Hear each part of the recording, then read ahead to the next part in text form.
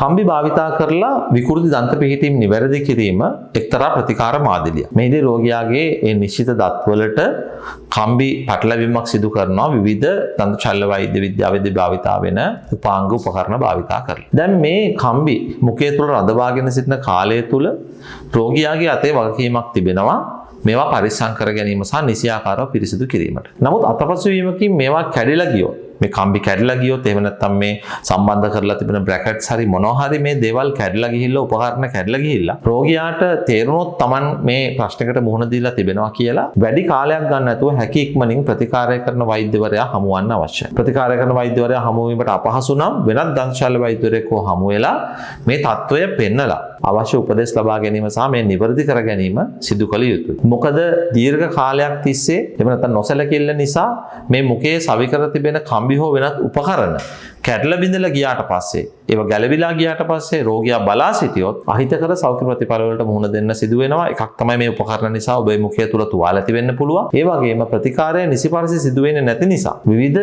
ගැටලු වලට මුහුණ දෙන්න ඉඩ තිබෙනවා ඉදිරියේදී ප්‍රතිකාරය කරගෙන යෑමේදී. ඒම නිසා මෙබඳු තත්ත්වයකට මුහුණ දුන්නොත් වහාම දන්ත ශල්‍ය වෛද්‍යවරයා හමු වන්න. දන්ත ශල්‍ය වෛද්‍ය විද්‍යාව පිළිබඳව මුඛ සෞඛ්‍ය පිළිබඳව දැනුම ඔබට තවදුරටත් ලබා ගැනීමට අවශ්‍ය නම් මෙහි ඩිස්ක්‍රිප්ෂන් එකේ තිබෙන ලින්ක් එක හරහා අපගේ WhatsApp සමූහයට එකතු වන්නට පුළුවන්.